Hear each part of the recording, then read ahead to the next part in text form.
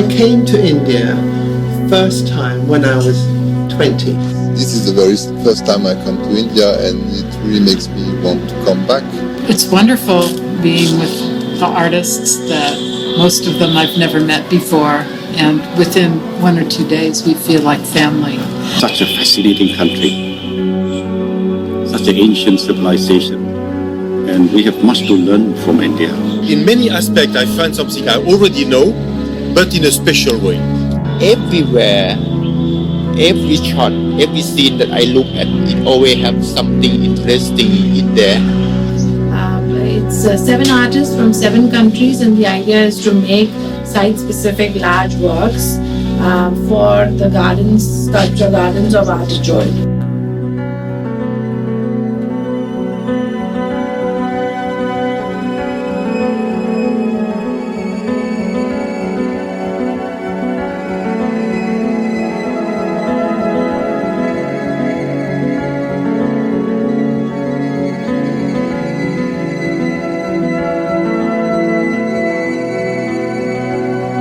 It's a very short time frame. We only have 11 days. I'm Satabdi Saha. We are trying to build something really big works, and fire them in this in a kiln that we're going to make. So it's all, a lot of it is there are many unknowns. The clay is a new one. We've never used this, the clay.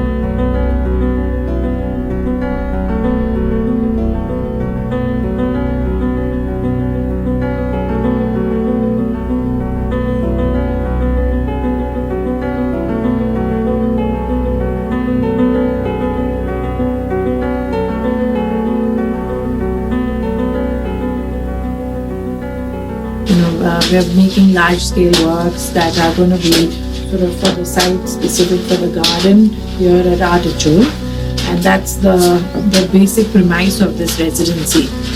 The artists have come from England, from France, from Switzerland, from the US, from Thailand, from Singapore, and then there's so the artists are, it's really interesting because they didn't know each other. This is the first time a lot of them are meeting for the first time, and I knew each one of them. I've met them each at different places, different points in my life, and I've always admired all their works. I feel like their chemistry, their personalities are really wonderful, and I sort of had a sense that these artists together would really work well.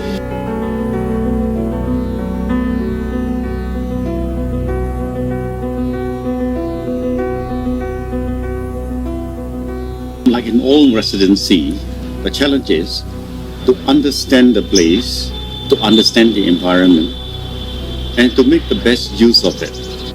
India being one of the oldest culture on earth, it has much to offer, the diversity, the closeness of different people living under one country, and that is fantastic.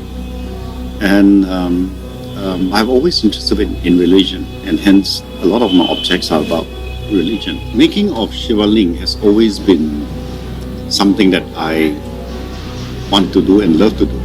I got inspired by visiting the temple in Khajuraho, and when I saw the scenes in the temple, it sort of awakened me up.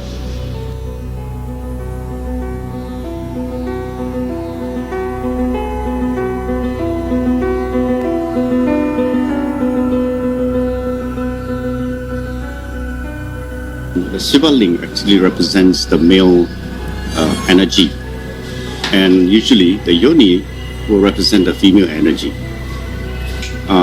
However, instead of putting the yoni, I added a nipple on top of the Shiva Ling. Reason because the nipple is the one that gives milk, and milk is the source of life. not only the birth is important, but the sustenance of life is important.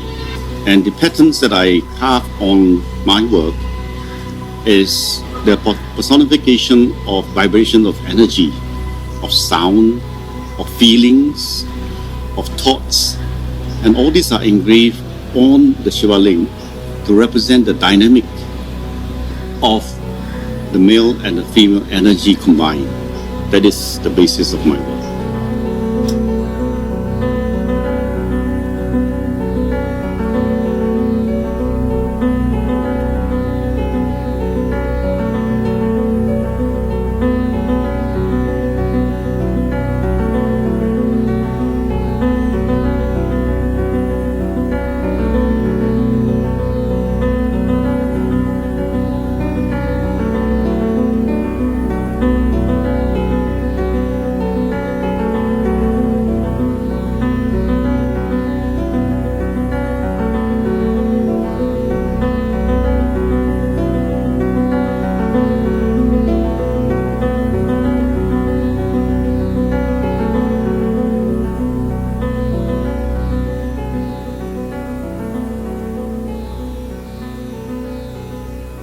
I come to Ichol, and after first visit of the place, I wanted to do two artworks. One is based on the fact that I cross this kind of open air studio where people make bricks.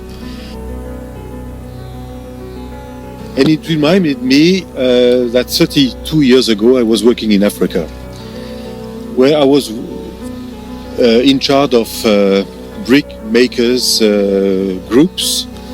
I had to build kilns for 150,000 bricks. And immediately when I see here this, it was connected to Africa and to the fact that I wanted to make homage to the worker of this kind of brick activity. Probably in a few years this activity will no more exist and everybody will lose the memory of it. So I connected my experience in Africa, what I've seen here in India, and wanted to make an homage to these brick makers by making a temple, a brick temple in Ichol, where the final layer will be made of bricks where I will stamp Buddha faces. So this will be the first project as an homage to the brick makers.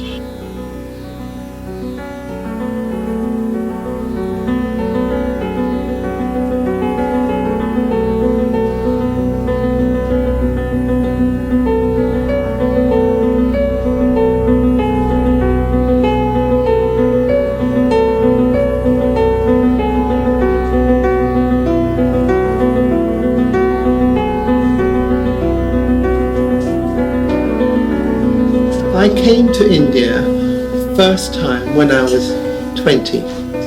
I drove to India from England in a Volkswagen camper van and drove all around India. This is before I started doing art, before I started doing anything to do with ceramics.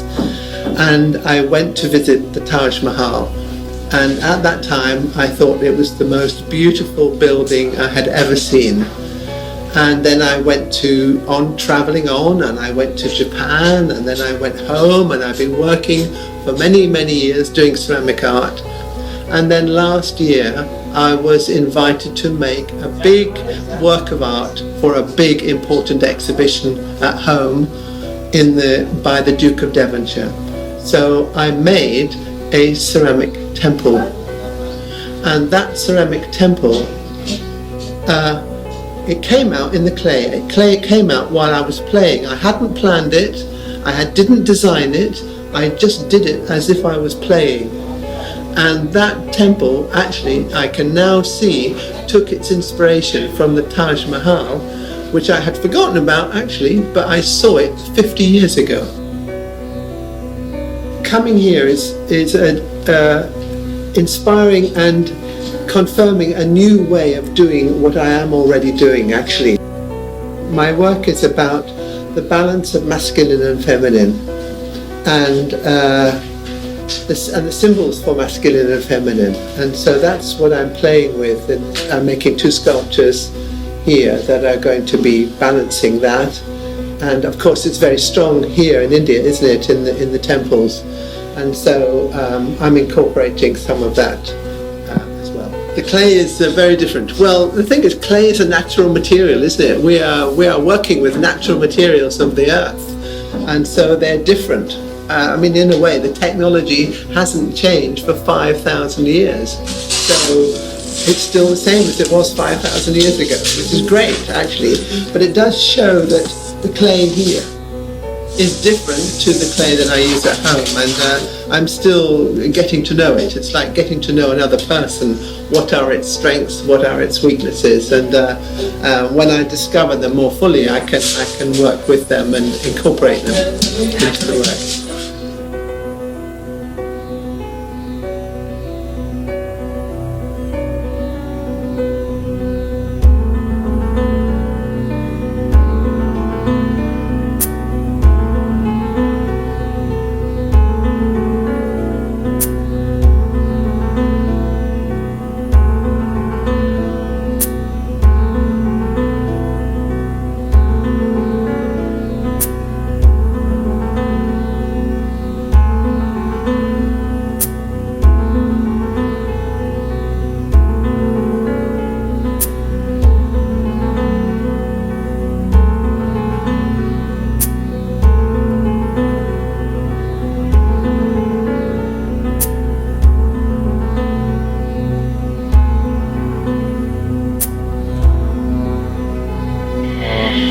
Mainly I'm going to do Siva, one of the god, because everywhere I go I feel like people in India, they have believed something that really strong, a lot of culture, a lot of religion. So everywhere in the restaurant, in the house, they have picture of God. This experience is really deeply, really spiritual, and it's real. I love to see something real like this. I mean, like Indian people, the way of living, the way of eating, the way of their life. There's many kind of people in India, and when I go to the market, it's really exciting. I'm not sure, maybe normal for you, but for me, like, oh, wow. Somebody told me like my heart is a city that about industrial place, so nowhere art, but art in China appear among the industrial company or something like that. So it's like a flower come up from concrete.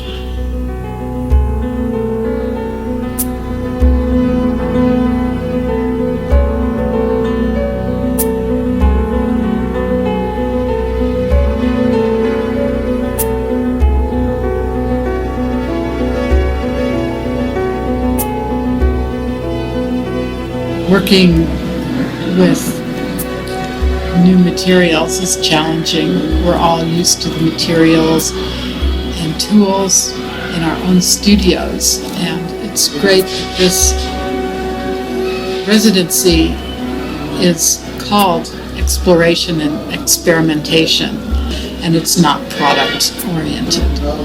And it was such a good reminder, because that's what we're here for.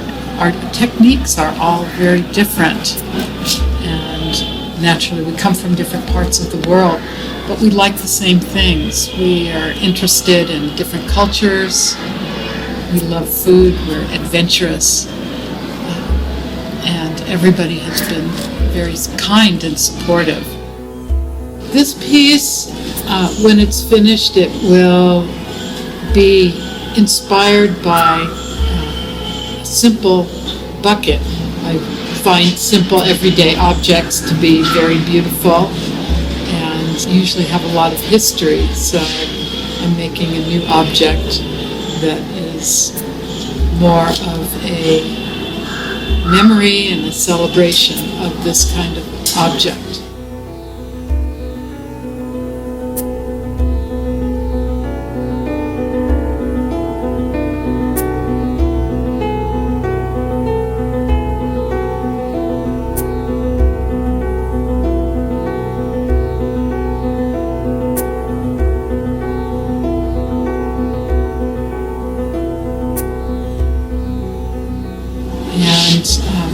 The other inspiration is going to be on the decoration, which it will have holes pierced all the way through.